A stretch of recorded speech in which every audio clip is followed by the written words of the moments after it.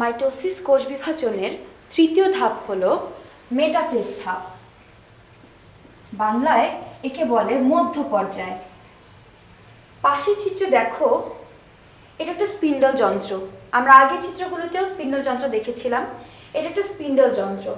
Spindle যন্ত্রে এই traction fibre বা আকর্ষণ তন্তুর সাথে কি ক্রোমোজোমগুলো লেগে থাকে, আর এই দুটো প্রান্ত হচ্ছে স্পিন্ডল যন্ত্রের দুই মেরু। তো মেটাফেজ পর্যায়ে বা মধ্য পর্যায়ে সবচেয়ে প্রথমে যে জিনিসটা হয় সেটা হচ্ছে ক্রোমোজোমগুলো বিষুবীয় অঞ্চলে এসে বিন্যস্ত হয়। এই যে অঞ্চলটা তোমরা দেখতে পাচ্ছ, এই অঞ্চলটা হলো বিষুবীয় অঞ্চল। এই বিষুবীয় অঞ্চলে ক্রোমোজোমগুলো বিন্যস্ত হয়। আর এই যে ক্রোমোজোমের সেন্ট্রোমিয়ার, এই সেন্ট্রোমিয়ারগুলো কি করে, এই যে রেখা, এই রেখাটা হচ্ছে বিষুব রেখা। তো ক্রোমোজোমের সেন্ট্রোমিয়ারগুলো বিষুব রেখা বরাবর বিন্যস্ত হয়। তাহলে ক্রোমোজোমগুলো বিষুবীয় অঞ্চলে বিন্যস্ত হচ্ছে আর সেন্ট্রোমিয়ারগুলো বিষুব অঞ্চলে অবস্থান করছে। এই যে পুরো প্রসেসটা, অর্থাৎ ক্রোমোজোমগুলা বিষুবীয় অঞ্চলে বিন্যস্ত হওয়া, এই প্রসেসের একটা নাম আছে। এই প্রসেসের নামটা হচ্ছে মেটাকাইনেসিস। তাহলে মেটাফেজ পর্যায়ে মেটাকাইনেসিস জিনিসটা কি? মেটাকাইনেসিস হচ্ছে ক্রোমোজোমের বিষুবীয় অঞ্চলে বিন্যস্ত হওয়ার প্রক্রিয়া। তাহলে ক্রোমোজোমগুলো যে বিষুবীয় অঞ্চলে বিন্যস্ত হচ্ছে, সেন্ট্রোমিয়ারগুলো বিষুব রেখা বরাবর অবস্থান করছে, এই প্রক্রিয়াটাকে বলা হয়, প্রসেসটাকে বলা হয়, কিংবা এই টোটাল ঘটনাটাকে বলা হয় হচ্ছে মেটাকাইনেসিস। এখন দেখো মেটাফেজ ধাপে তারপর কি হয়, এই যে ক্রোমোজোমের দুই বাহু, এই বাহুগুলা কি হয়, দুই বিপরীত মেরুমুখে অবস্থান করে। তার মানে এই বাহু এই মেরুর দিকে অবস্থান করবে আর এই বাহু দুটো এই মেরুর দিকে অবস্থান করবে। অর্থাৎ ক্রোমোজোমের বাহুগুলা দুই বিপরীত মেরুর দিকে অবস্থান করবে। এরপরে কি হয় বলতো, এই ধাপে আমরা দেখতে পাই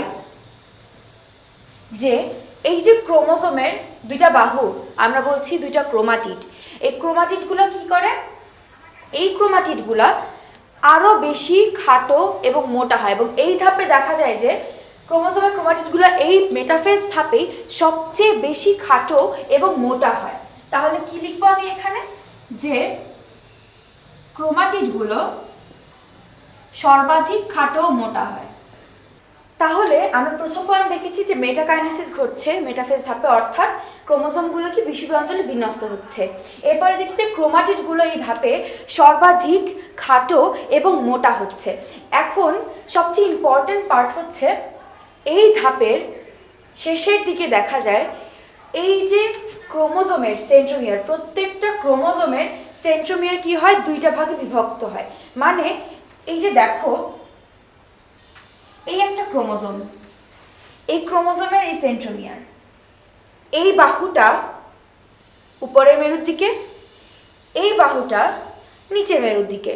এখন যদি আমরা দুইটা কোষে, দুইটা অপত্য কোষে সমান সমান ক্রোমোজোম পেতে চাই, অর্থাৎ মাতৃকোষে যে পরিমাণ ক্রোমোজোম ছিল ঠিক সেই অ্যামাউন্টের ক্রোমোজোম যদি আমি অপত্য কোষে পেতে চাই, আমরা জানি মাইটোসিস কোষ বিভাজনে কি হয়, মাতৃকোষের ক্রোমোজোম সংখ্যা এবং প্রত্যেকটা অপত্য কোষের ক্রোমোজোম সংখ্যা মাতৃকোষের ক্রোমোজোম সংখ্যার সমান হয়।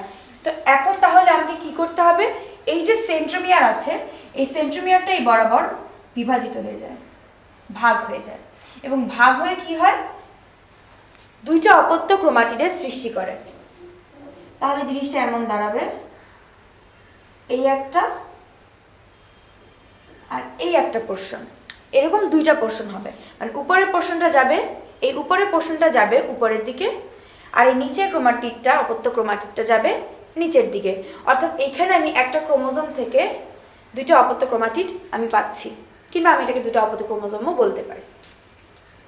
তাহলে আমরা এই ধাপের শেষে দেখছি যে ক্রোমোজোমের সেন্ট্রোমিয়ার দুইটা ভাগে বিভক্ত হয়ে যাচ্ছে। প্রত্যেকটা ক্রোমোজোমের সেন্ট্রোমিয়ার সম্পূর্ণরূপে দুই ভাগে বিভক্ত হয়। তাহলে এই ধাপে আমরা মেইন তিনটে জিনিসই দেখতে পাচ্ছি। মেটাকাইনেসিস হচ্ছে অর্থাৎ ক্রোমোজোমের বিষুবীয় অঞ্চলে বিন্যস্ত হওয়ার যে ঘটনা সেটাকে আমরা মেটাকাইনেসিস বলছি। ক্রোমাটিডগুলো সবচেয়ে বেশি খাটো এবং মোটা হচ্ছে কি করে, ওই যে জল বিয়োজনের মাধ্যমে সবচেয়ে বেশি খাটো এবং মোটা হয়, তো এইখানে জল বিয়োজন করে সর্বাধিক খাটো এবং মোটা হচ্ছে ক্রোমাটিডগুলো মেটাফেজ ধাপে। আর প্রত্যেকটা ক্রোমোজোমের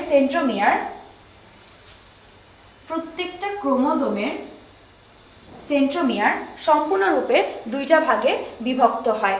আর এই ধাপটা হচ্ছে মাইটোসিস কোষ বিভাজনের সবথেকে ক্ষণস্থায়ী একটা ধাপ। মাইটোসিস কোষ বিভাজনের চতুর্থ ধাপ হলো অ্যানাফেজ ধাপ। এই ধাপটাকে বাংলায় বলা হয় গতি পর্যায়। এখন একে গতি পর্যায় কেন বলা হয়?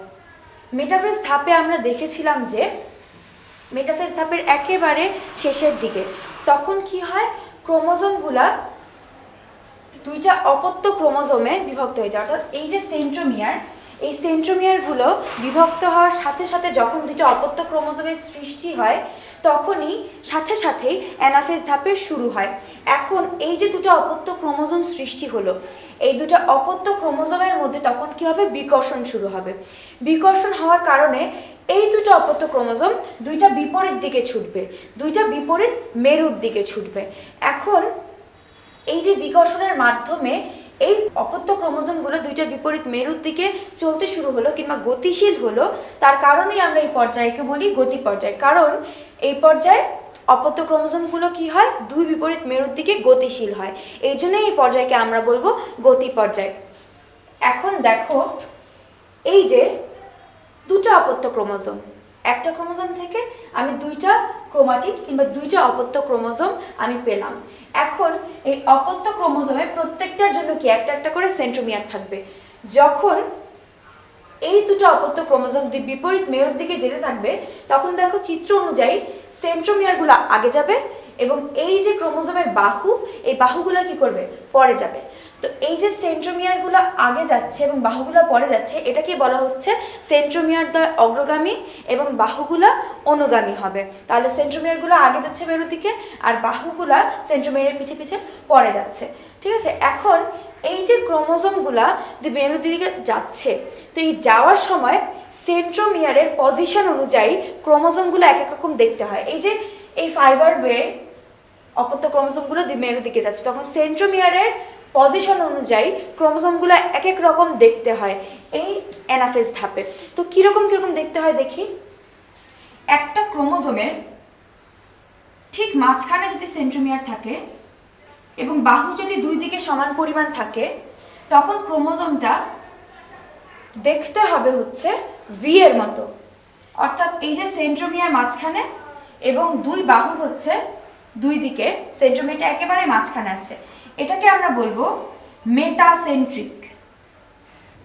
মেটা মানে মাঝখানে, সেন্ট্রিক সেন্ট্রোমিয়ার থেকে এসেছে, তার মানে সেন্ট্রোমিয়ারটা একেবারে ক্রোমোজোমের মাঝখানে অবস্থান করবে এবং দুই দিকে যে বাহুর পরিমাণ, বাহুর লেন্থ দুই দিকে সেটা সমান হবে, এই জন্য আমরা বলছি মেটাসেন্ট্রিক, অর্থাৎ সেন্ট্রোমিয়ারটা মাঝখানে হবে। তখন এই জিনিসটা দেখতে হবে ইংলিশ লেটার ভি এর মতো। এরপরে আমরা আসি, যদি সেন্ট্রোমিয়ারটা মাঝখানে না থেকে এটা কি করবে, একটু সাইডে সরে যাবে, তখন জিনিসটা দেখতে কিরকম হবে। এই যে ধরো সেন্ট্রোমিয়ার, একদিকে বাহুটা এরকম আরেকদিকে এরকম, মানে এইখানে সেন্ট্রোমিয়ারটা একেবারে মাঝখানে নাই। একেবারে মাঝখানে যেহেতু নাই, তাই একদিকে বাহুর লেন্থটা বেশি আরেকদিকে বাহুর লেন্থটা কম হচ্ছে, যার কারণে এটা কিসের মতো দেখতে হচ্ছে বলতো, ইংলিশ লেটার এল এর মতো। এবং তখন এর নাম আমরা দেই সাবমেটাসেন্ট্রিক।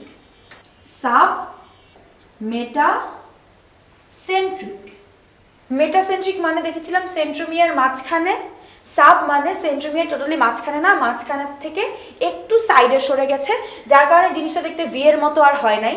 কারণ দুই দিকে যেহেতু বাহুর লেন্থ সমান না, তাই আমি সেটাকে ভি এর মতো বলতে পারবো না, সেটা তখন দেখতে ইংলিশ লেটার এল এর মতো হয়, যার কারণে তাকে আমরা বলি সাবমেটাসেন্ট্রিক। অর্থাৎ এখানে সেন্ট্রোমিয়ারটা মাঝখানে না, একটু সাইডে সরে গেছে। এরপর থার্ড যে ক্যাটাগরিটা আমরা দেখতে পাই, সেই ক্যাটাগরিতে কি হবে বলতো, এই যে সেন্ট্রোমিয়ারটা প্রথমে তো মাঝখানে ছিল, তারপর মাঝখান থেকে একটু সরে গেছে, এখন সেন্ট্রোমিয়ারটা কি করবে, ওই যে ছিল এল এর সময় একটু সাইডে, সেখান থেকে আরো একটু সরে যাবে। তখন জিনিসটা দেখতে কিরকম হবে বলতো?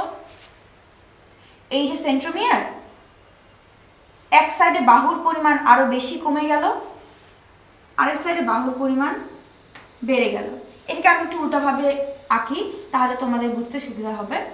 এই যে সেন্ট্রোমিয়ার, এই যে এক সাইডে বাহু, এই যে আরেক সাইডে বাহু। তাহলে এই যে প্রথমে সেন্ট্রোমিয়ার মাঝখানে ছিল, পরের সেন্ট্রোমিয়ারটা কি হলো, মাঝখান থেকে একটু সরে গেল। এবং এই ধাপে এইখানে আমরা কি দেখতে পাচ্ছি, এই টাইপটাতে আমরা দেখতে পাচ্ছি যে সেন্ট্রোমিয়ারটা একেবারে কর্নারের দিকে আরো বেশি সরে গেল, যার কারণে এক সাইডে বাহুর পরিমাণ হচ্ছে অনেক কম, আরেক সাইডে বাহুর লেন্থটা হচ্ছে বেশি। এক সাইডে বাহুর লেন্থটা অনেক কম পাবো এবং আরেক সাইডে বাহুর লেন্থটা আমি বেশি পাচ্ছি, যার কারণে এটা দেখতে কিসের মতো হচ্ছে বলতো? ইংলিশ অ্যালফাবেট জে এর মতো।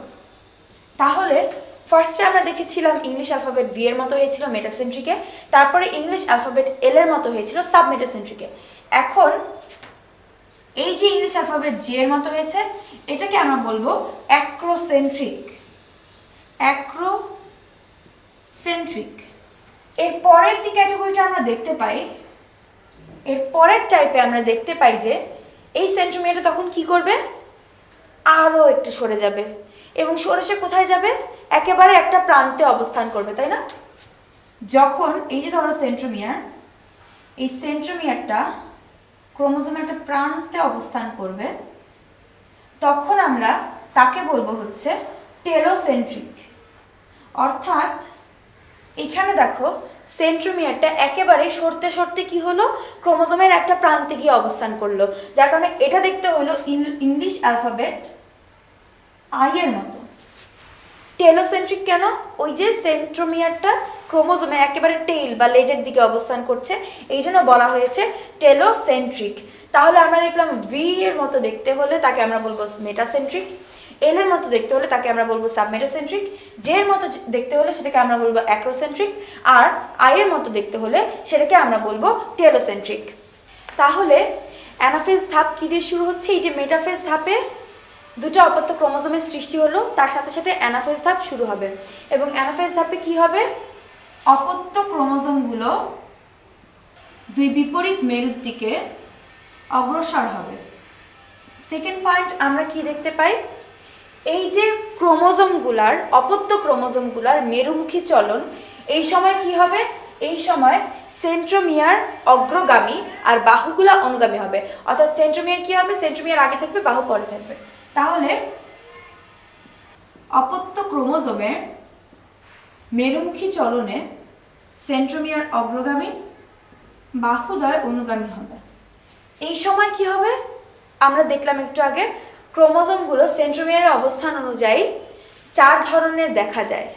অর্থাৎ সেন্ট্রোমিয়ারের অবস্থান অনুযায়ী ক্রোমোজোম, অপত্য ক্রোমোজোমগুলোকে যথাক্রমে ইংলিশ অ্যালফাবেট ভি এর মতো দেখায়, যেটাকে বলা হয় মেটাসেন্ট্রিক, এল যেটাকে বলা হবে সাবমেটাসেন্ট্রিক, জে যেটাকে বলা হবে অ্যাক্রোসেন্ট্রিক এবং আই যেটাকে বলা হবে টেলোসেন্ট্রিক এর মতো দেখাবে। আর এই ধাপে কি হয়, যখন অপত্য ক্রোমোজোমগুলা দুই বিপরীত মেরুর কাছাকাছি চলে যায়, তখন এই অ্যানাফেজ ধাপের সমাপ্তি ঘটে। অর্থাৎ অপত্য ক্রোমোজোমগুলো দুই বিপরীত মেরুর কাছাকাছি গেলে, দুই বিপরীত মেরুর কাছাকাছি গেলে অ্যানাফেজ ধাপ শেষ হয়। তাহলে অ্যানাফেজ ধাপে আমরা দেখলাম এটাকে গতি পর্যায় এই জন্যই বলা হয়, কারণ ক্রোমোজোমগুলো দুই বিপরীত মেরুর দিকে গতিশীল হয়। তাহলে আমরা অ্যানাফেজ ধাপ অর্থাৎ মাইটোসিস কোষ বিভাজনের চতুর্থ ধাপ সম্পর্কে জেনে নিলাম। মাইটোসিস কোষ বিভাজনের শেষ ধাপ বা শেষ পর্যায় হলো টেলোফেজ ধাপ। এটাকে বাংলায় বলা হয় অন্তঃপর্যায়, মানে শেষ পর্যায় বা শেষ ধাপ। তো এই ধাপের শুরুতেই যা হয়, প্রথম যেটা হয় সেটা হচ্ছে অপত্য ক্রোমোজোমগুলো দুই মেরুতে স্থির অবস্থান নিবে। অর্থাৎ আমরা অ্যানাফেজ ধাপে দেখেছিলাম যে অপত্য ক্রোমোজোমগুলো কি করে, দুই মেরুর দিকে যখন যেতে থাকে, দুই মেরুর কাছাকাছি পৌঁছায়, তখন অ্যানাফেজ ধাপের সমাপ্তিটা ঘটে। যখন এই অপত্য ক্রোমোজোমগুলো দুই মেরুতে স্থির অবস্থান নিবে তখনই টেলোফেজ ধাপটা শুরু হবে। তাহলে অপত্য ক্রোমোজোমগুলো দুই বিপরীত মেরুতে স্থির অবস্থান নেয়। এরপরে টেলোফেজ ধাপে কি ঘটবে, প্রোফেজ ধাপে যা যা ঘটেছিল তার ঠিক অপোজিটগুলা এরপর টেলোফেজ ধাপে ঘটতে থাকবে। প্রোফেজ ধাপে কি ঘটেছিল, প্রোফেজ ধাপে যে ক্রোমাটিন জালিকাগুলো ছিল সেগুলার কি ঘটেছিল, জল বিয়োজনের ফলে সেগুলো কি হয়েছিল, সরু থেকে খাটো এবং মোটা হয়ে গিয়েছিল। প্রথমে তারা ছিল সরু, জল বিয়োজন করে সেই ক্রোমাটিন জালিকাগুলো খাটো এবং মোটা হয়ে ক্রোমোজোম গঠন করে। তাহলে এখানে আমরা লিখতে পারি টেলোফেজ ধাপে কি হবে, তাহলে জল যোজন ঘটবে, ক্রোমোজোমের জল যোজন। ক্রোমোজোমের জল যোজনের ফলে কি ঘটবে, ক্রোমোজোমগুলো আবার সরু এবং লম্বা হয়ে যাবে। ক্রোমোজোম সরু ও লম্বা হয়ে কি গঠন করবে বলতো, ওই যে নিউক্লিয়ার রেটিকুলাম দেখেছিলাম, ক্রোমাটিন জালিকা বা নিউক্লিয়ার রেটিকুলাম, সেই নিউক্লিয়ার রেটিকুলাম গঠন করবে, কি করবে, সরু এবং লম্বা হবে ক্রোমোজোম, সরু এবং লম্বা হয়ে জড়িয়ে যাবে এবং নিউক্লিয়ার রেটিকুলাম গঠন করবে। তারপরে কি হবে বলতো, ওই যে আমরা দেখেছিলাম যে প্রোফেজ ধাপে কি হয়, নিউক্লিয়ার মেমব্রেন আর নিউক্লিওলাস বিলুপ্ত হয়ে যায়। তাহলে টেলোফেজ ধাপে যদি তার উল্টাটা ঘটে তাহলে কি হবে, নিউক্লিয়ার মেমব্রেন এবং নিউক্লিওলাসের পুনরাবির্ভাব ঘটবে। নিউক্লিয়ার মেমব্রেন এবং নিউক্লিওলাসের পুনরাবির্ভাব ঘটবে। এবং লাস্টে কি হবে বলতো, এই যে দেখতে পাচ্ছ এটা হচ্ছে স্পিন্ডল স্ট্রাকচারটা, কিন্তু এই স্পিন্ডল স্ট্রাকচারটা কি আর আগের মতো আছে, আগের মতো নেই। এই যে স্পিন্ডল যন্ত্রের এই যে স্পিন্ডল তন্তুগুলা, এই স্পিন্ডল তন্তুগুলা কি হয়ে যাচ্ছে, বিলুপ্ত হয়ে যাচ্ছে। অর্থাৎ টেলোফেজ ধাপের শেষের দিকে কি হবে, স্পিন্ডল তন্তুগুলা অদৃশ্য হয়ে যেতে থাকবে, স্পিন্ডল যন্ত্র বিলুপ্ত হবে এবং দুই প্রান্তে দুটা অপত্য নিউক্লিয়াস সৃষ্টি হবে। তাহলে আমরা কি লিখব, ফোর্থ পয়েন্টে আমরা লিখব যে স্পিন্ডল তন্তু অদৃশ্য হয়ে যাবে, স্পিন্ডল যন্ত্রটা বিলুপ্ত হয়ে যেতে থাকবে এবং দুই প্রান্তে দুটা অপত্য নিউক্লিয়াস গঠিত হবে। তাহলে টেলোফেজ ধাপ বা শেষ পর্যায়ে বা অন্ত পর্যায়ে আমরা কি দেখলাম, প্রথমে অপত্য ক্রোমোজোমগুলো বিপরীত মেরুতে স্থির অবস্থান নিবে এবং যখন স্থির অবস্থান নিল তারপরে প্রোফেজ ধাপে যা যা ঘটেছিল তার অপোজিটগুলো টেলোফেজ ধাপে ঘটতে শুরু করবে। কি কি, এই যে ক্রোমোজোমগুলো সেগুলো জল যোজন ঘটবে। তাই ক্রোমোজোমগুলো কি হবে, সরু এবং লম্বা হবে, পরস্পর সাথে জড়িয়ে যাবে, জড়িয়ে গিয়ে তারা গঠন করবে নিউক্লিয়ার রেটিকুলাম বা ক্রোমাটিন জালিকা হিসেবে আমরা যেটাকে চিনি। তারপরে ওই যে প্রোফেজ ধাপে নিউক্লিয়ার মেমব্রেন এবং নিউক্লিওলাসটা বিলুপ্ত হয়ে গিয়েছিল, সেই নিউক্লিয়ার মেমব্রেন এবং নিউক্লিওলাসের পুনরাবির্ভাব ঘটবে। আর কি হবে, এই যে স্পিন্ডল স্ট্রাকচারটা ছিল, এই স্পিন্ডল স্ট্রাকচারের স্পিন্ডল ফাইবারগুলো বা স্পিন্ডল তন্তুগুলো অদৃশ্য হয়ে যাবে, ফলে স্পিন্ডল স্ট্রাকচারটা কী করবে, ভেঙে পড়বে এবং দুই প্রান্তে আমরা দুটো অপত্য নিউক্লিয়াস পাবো। তাহলে এইভাবেই টেলোফেজ ধাপের সমাপ্তিটা ঘটবে।